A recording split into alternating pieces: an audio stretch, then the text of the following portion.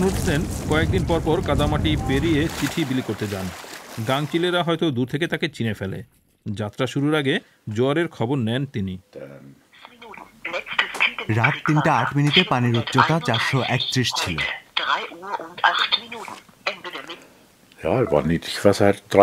রাতে ভাটা ছিল, এখন উচ্চতা 575, অনেক বেশি। তবে আমি আশাবাদী। 69 বছর বয়সী ক্নুড এখন তার ডাকঘরে আছেন, যেটি পেলভর্ম দ্বীপে তার বাড়িতে অবস্থিত। যদি ভাটার সময় পানি পর্যাপ্ত না কমে তাহলে চিঠি বিলি করা যাবে না। বাইরে এখন যেমন পানি দেখা যাচ্ছে তেমন হলে চিঠি দেওয়া যাবে না। 6 ঘন্টা পর পানি কমে কাদামাটির দেখা পাওয়া গেল, তাই ক্নুড কাজ শুরু করেছেন। অনেক সময় ক্নুডের সঙ্গে কিছু পর্যটক যোগ দেন।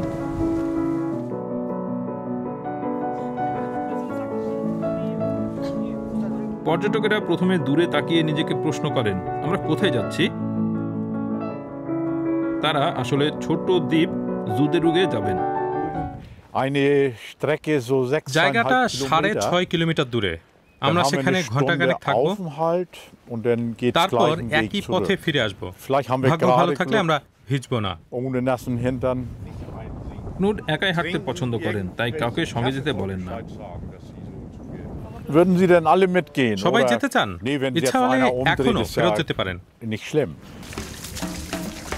পায়ে হেঁটে চিঠি বিলি করা একটি ঐতিহ্য, তবে এটি বাস্তবিকও, কারণ এখানে নৌকা চলার উপায় নেই।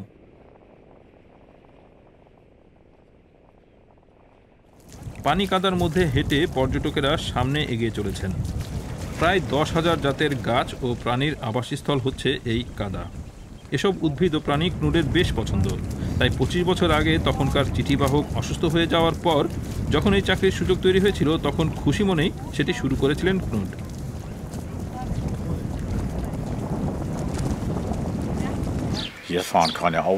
এখানে কোনো গাড়ি নেই, তাই গাড়ির শব্দ নেই, তাই আপনি পাখির শব্দ শুনতে পারেন। আর কয়েক মিটার পথ পেরোলেই গন্তব্যে পৌঁছে যাবেন ক্নুড। সাধারণ নিয়মেই তাকে সেখানে স্বাগত জানানো হয়। হ্যালো। নো। Jo.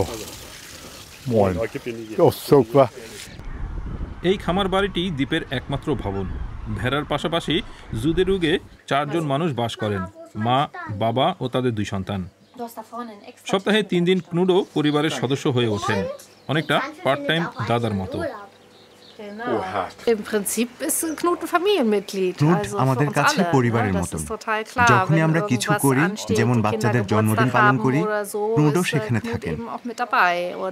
ক্রিসমাস ও অন্যান্য ছুটির সময়। আমার সন্তান নেই, তাই বিষয়টা এমনই। কয়েক দশক আগে জুদেরুগ রক্ষার জন্য যখন বাঁধ তৈরি করা হচ্ছিল তখন কাজ করেছিলেন ক্নুড। তখনই তিনি এই দ্বীপের প্রেমে পড়েছিলেন। গ্রীষ্মে কয়েক সপ্তাহ কাজ করেছিলাম।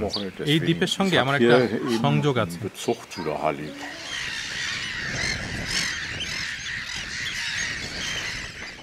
বাতাসের বেগ বেড়েছে, মেঘও জমা হওয়া শুরু করেছে, তাই এখন ফেরার পালা। কাদার মধ্যে আবার 6.5 কিলোমিটার হাঁটতে হবে।